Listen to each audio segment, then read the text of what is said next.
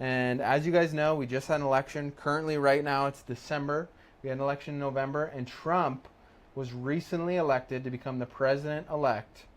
On January 20th, he's going to be inaugurated in, and he beat Kamala Harris with an electoral college result of 312 to 226, winning all 7 key swing states and setting up his presidency and the Republican Party to win the Senate, and he also maintained control of the House. But I wanted to ask you guys, how is America impacted by Trump getting in again?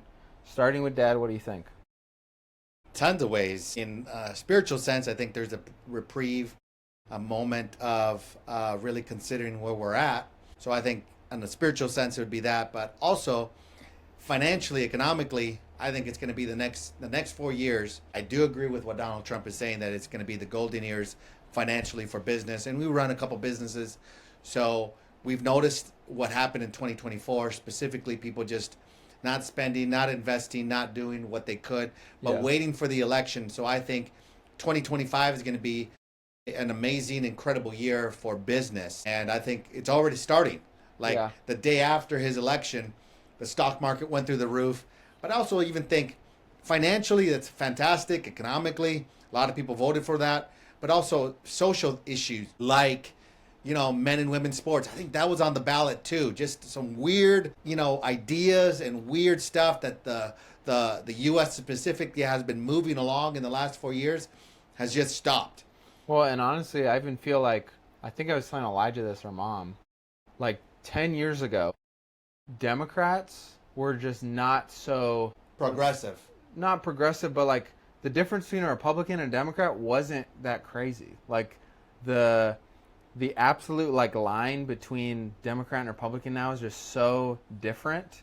And there's I feel like in the past when you're voting on an election, it was kind of like, oh, I like this candidate more. He has a better tax plan.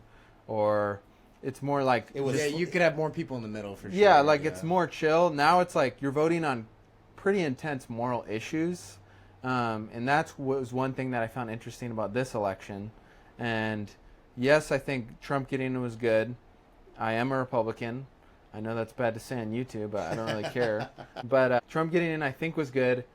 I don't always agree with all the emotional stuff he says, but I do think his plans are good in terms of policy. I think his tax plans are good. I think financially he's good. And morally, I agree more with maybe not all the stuff he's done with his past, but he leans more towards biblical moral values that I agree with, rather than on the Democratic side with Kamala. And we probably wouldn't agree with the way he lives or lifestyle and all that stuff. Yeah. But really, I'm voting for the policy. Also, you're choosing who's running the country, not your It's not my best pastor. friend. He's not not my our pastor. Right. He's running the country, and I just agree more with the policies that he has. I'm voting for the policies, not necessarily for the candidate all the time. But yeah, I think Trump getting in was a good thing. What do you think, Elijah? What I was really excited about with this election, which was getting me really interested, was the thing I was... All the Trump edits. The Trump edits, for sure. So fire. But I was excited about that because I hate the censorship crap, honestly. I think that's my...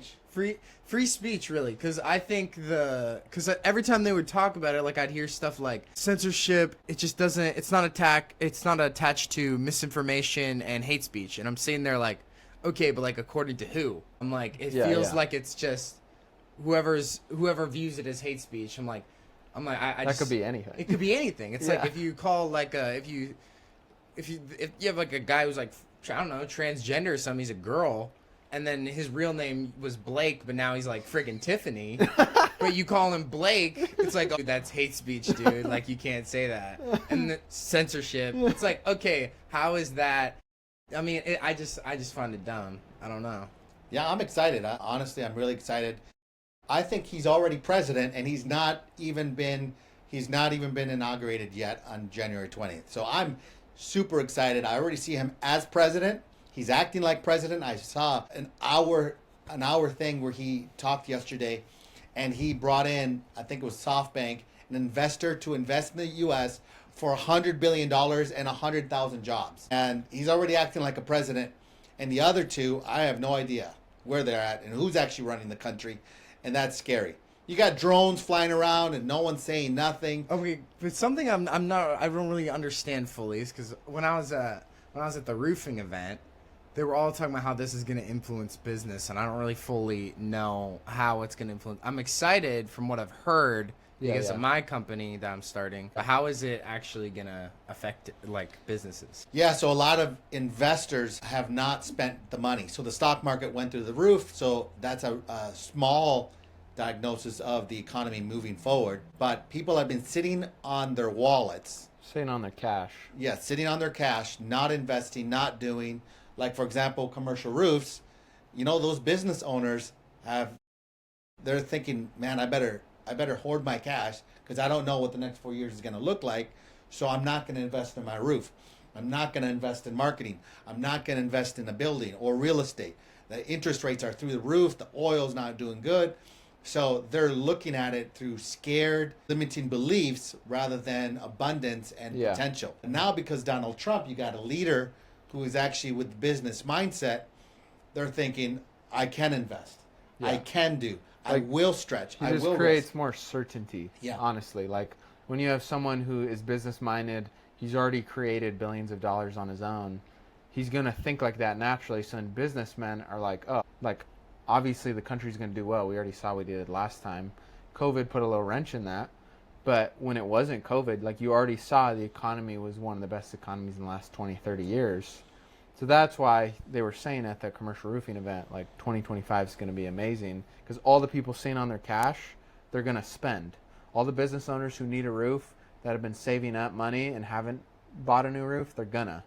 Because the certainty of cash flow in America is more there. That's pretty much what it is. So I've been hearing stuff about how, like, I would watch all of Trump's rallies and he would talk about how drilling oil drill, baby, drill. But drilling oil in America makes America rich. Yes. How and why wouldn't other presidents before him do it? Yeah, I think that's has been going on with current leaders around the world is a one world economy. And so in many ways, they're not looking out for the best interest of America. They're looking for the interest of the world, which sounds good, but it's not good for America. It's not good for the U.S. So when it comes to production of oil, which is the number one way for the economy in the U.S. to grow, they're not doing it. And so they're going to buy oil from Venezuela, which is not good oil. It's bad oil. They're going to buy it from Saudi Arabia, countries that even don't even like us. So it's not even just the economy. It's actually buying oil from people that are opposing us. So we're going to give them money for a resource that we already have here, but we're just not drilling it. People, if the presidents would actually do it for us, then our economies are going to blow up. They're going to do good. So Obama didn't do it, even though he drilled. So they do it for this one world economy. Yes. To help other economies. Well, there's other side things too. It's like oil isn't necessarily seen as good for the environment. So then, like, people who are more environmental. But how does worse oil from another country not be viewed as well, there's another component, and that is some of these investors, the oil guys, are kind of on the side of the Republicans. Okay? Okay. So a Democrat president is not going to go and say, hey, buddy, you're not my buddy. You didn't vote for me. You didn't give me any money. So why am I going to help you? I'm not going to help you. So there's a lot of moving parts to this. It's not one simple answer. It's not as black and white. It's not as black and white, yeah. But also, the reason why it's good for you to drill in the U.S., one, it brings jobs. Like, lots of jobs. A lot of jobs. Pennsylvania, Texas, all those, like, states that have oil. Like, we saw it because we used to live in Canada, when Trudeau came in, we lived in Alberta, which is considered, like, Canadian Texas. It was like the only only oil conservative place. Yeah. And Trudeau came in, turned off most of the oil drilling, and tons of people lost their jobs. The whole province was ticked because so many people are losing jobs. So when you bring back oil and stuff into an economy, it brings cash flow, it brings jobs, it brings certainty, and it just helps in general.